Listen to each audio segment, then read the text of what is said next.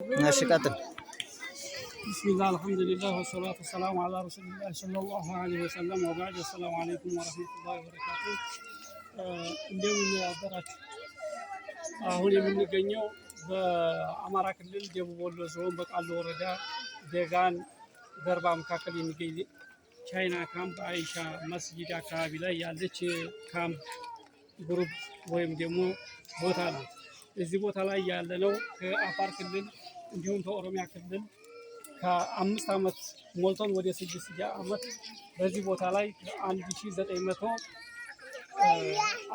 ያልኩት ዲሙ ቪዲዮ ላይ የተሳሳተ ነው። አሁን የግቢዎች አስተናባሪዎች ወይም ደግሞ ኮሚቴው እንደነገሩኝ 1950 ነፍስ የያዘ ካምፕ ነው። ይህ ካምፕ እንደሚታወቀው ከሁለቱም ከአፋር ክልልና ከኦሮሚያ ክልል እንዲመምጣታችን እዚህ ቦታ ላይ ተቻችለን ለ5 ዓመት ያህል ስንኖር ቆይተናል።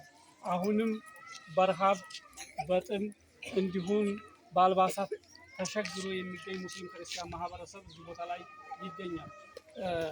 በሳዑዲ አረቢያና እንዲሁም በጀርመን ያላችሁ ወንድሞቻችን በነኢማ ግሩፕ ባለፈው ሐሙስ ነኢማም ከደሴ በመምጣት አስተባባሪ ሆነው 60 ቁርአንና 100 ኑራን እያመጣው እዚህ አላህን ቃል በማምጣታቸው በጣም እናመሰግናለን።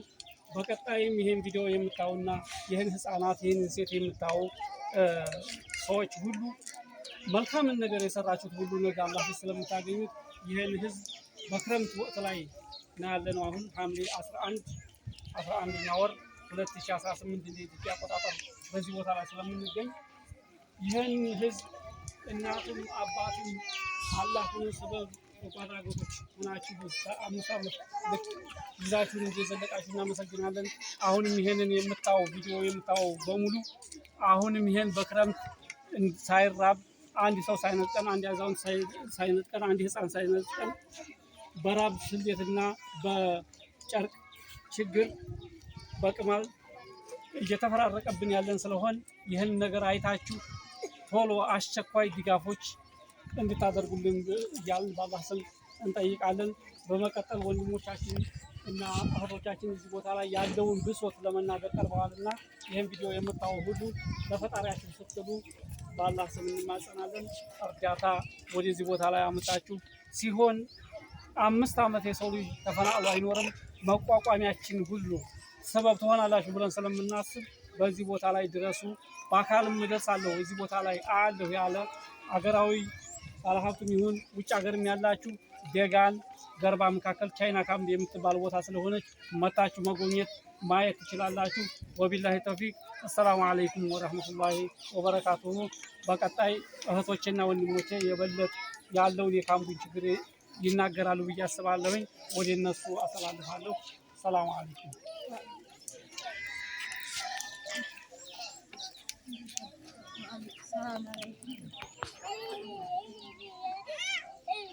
ድምፅ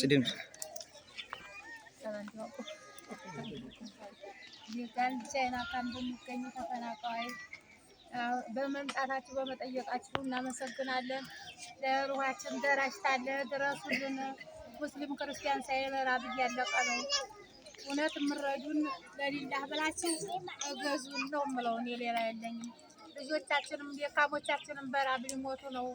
ሲሆንስ ሀገር የለን መግቢያ የለን ሁነና ንቅር መቋቋሚያ ሲሆንም የሚረዳን አካል ድረሱልን ብዬ ነው የምለው። አመሰግናለሁ።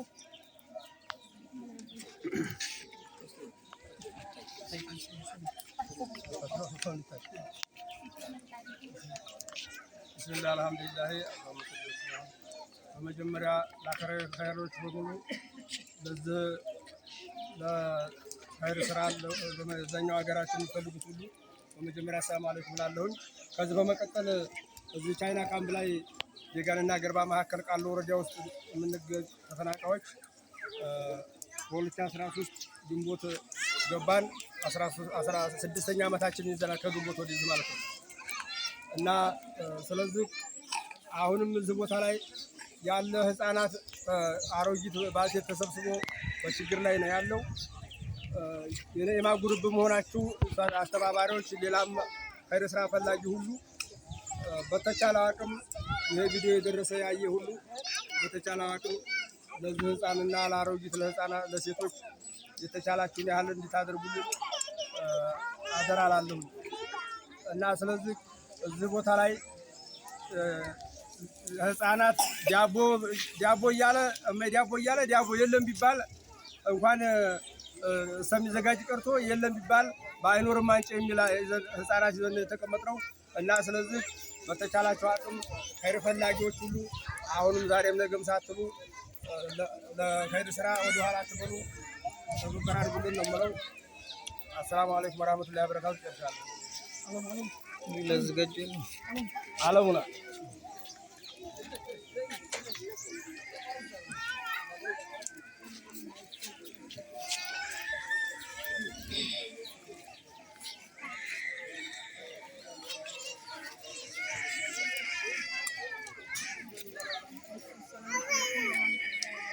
وعليكم السلام ورحمة الله.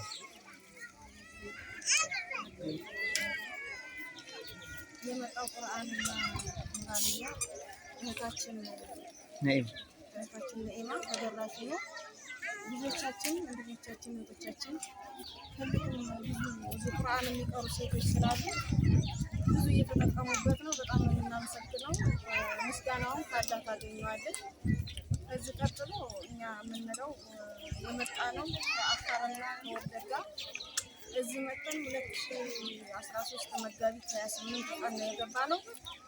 ቀኑም እየረዘመ በሄደ ሰዓት እርዳታውም እየተቆራረጠ በሚመጣበት ሰዓት ረጃ ካልም አሁን ስለሌለ አብዛኛውን ህዝቡ በችግር ምክንያት ነው እዚህ ያለው። ዋናና ዋነኛ ችግር እዚህ ካምፕ ላይ የምግብ ችግር አለ። ያንተ ነው አንድ ልብስም አንድ አመት አንድ ልብስ ይለበሳል። ግን አንድ ነገር ከሌለ ቤት ውስጥ የሚበላ የሚቀመስ ነገ ልጆች ጠዋት ተነስተው የሚበላ ይጠይቃሉ። የሚበላ ከሌለ የለም ምን አያውቁምና ያሉት ህፃናቶች እንደሚታዩት ነው። ብዙ ህፃናት አለ፣ ብዙ ደካማ አለ፣ ብዙ አዛውንት አለ፣ በቤትም ተኝተው ያሉ ብዙ ሰዎች አሉና አስፈላጊውን እርዳታ እንድታደርጉልን ጠይቃለሁ። ከዚህ በመቀጠል እርዳታ የ5 ዓመት ተቀምጠናል። እርዳታ እየተረዳ የሚኖር ሰው አንድ ቀን ሞልቶለት አያውቅም። ዛሬ እንጀራ ቢሰጠን ነገ ደግሞ ጨው መጠየቃችን ስለማይቀር ይህንን ቪዲዮ ያየ ዘላቂ መፍትሄ እንደ መንግስትም እንደ በጎ አድራጊም የሚመለከተው ይህን ቪዲዮ የደረሰው አካል ከዚህ ካምፕ እንደው ተቋቁመን የራሳችን ስራ እየሰራን የምንኖርበትን አጋጣሚ ባንቺም ተከታይ ካለ ይሄንን ቪዲዮ ያየ ወደ ስራ የምንገባበትና ከዚህ ካምፕ የምንላቀቅበት ጊዜ እርዳታ እየጠየቅን ከምንኖር የምንላቀቅበትን ልጆቻችንን አሁን የሆነ ነገር ቢመጣ ሰው መጣ ምን መጣ ዳቦ ነው ወይ እንጀራ ነው ወይ እያሉ መኪና እየተከተሉ በጣም አስቸጋሪ ስለሆነብን ልመናን እንዳይለምዱብን የወደፊት ዕጣ ፈንታቸው ልጆቻችን ምንድን ነው? ስለዚህ ዘላቂ መፍትሄ እንፈልጋለን። አስፈላጊውን እርዳታ አድርጋችሁ ወደ ዘላቂ መፍትሄ ሰርተን እንድንኖር የምንኖርበት የመንግስትም የህዝብም የሀገርም ሸክም ሆነን ከምንኖር ወደ ስራ የምንቀየርበትን መንገድ ነው እኛ የምንፈልገው። አመሰግናለሁ። አላህ ይስጥልኝ። እሺ፣ እናመሰግናለን። ያሪሞናል ጠምቶናል። ያለነው ችግር ላይ ነው። ከወዴት አልተመለስንም። እኛ ቀን ተሰብሮብናል። የበላይ አካል ድረስልን። አዎ ሙስሊም አማራን አንድ ነን። አዎ ድረስልን። አዎ ችግራችን ከማንም አይሰወርም። የበላይ አካል ይድረስልን።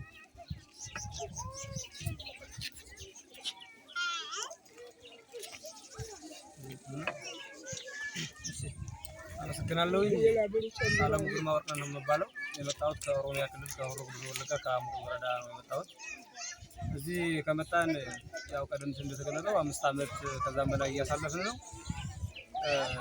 እዚህ የምንገኘው ከኦሮሚያ ክልልና ከአፋር ክልል ከሁለቱ ክልሎች መጥተን በአንድ ላይ ተስማምተን እንደመኖራችን መጠን በከፋ ችግር ውስጥ እንዳለን ዙሮ ያው የማይዘነጋ ነው። እንደምታዩት የምታዩት ሴትና አዛውንት ህፃናትም ጭምር አሉበት። በከፋ ችግር ውስጥ ስለሚገኝ ይህንን ድምፅ የምትሰሙና የምታዩ ወገኖቻችን ድረሱልን የሚል መልእክት አለን። እንደምታዩት ህፃናቶች አሉ፣ ሴቶች አሉ፣ ወጣቶችም በከፊል አዛውንቶች አሉ። በአልባሳቱም በጉርሱም እንድታግዙን በእግዚአብሔር ስም እንጠይቃለን። ሁለተኛ የመንግስት እጅ ስለራቀን አሁን በዛ አመት መስከረም 3 አካባቢ እና የካቲት 2 እንደዚሁም አሁን ሰኔ 10 ምናምን አካባቢ ከአመት 3 ጊዜ ነው ያገኘነው ለማለት ያክል ነው። እንግዲህ አንድ ሰው ከአመት 3 ጊዜ ተረድቶ የምን ያክል ይቋቋመዋል የሚለውን ወይም ታውቁታላችሁ ብዬ አስባለሁ። እኔ የቀረውን ለሞቱ ተናግረውታል። እባካችሁ ሁሉን ድረሱልን ለማለት ያክል ነው። አመሰግናለሁ። ታውዝ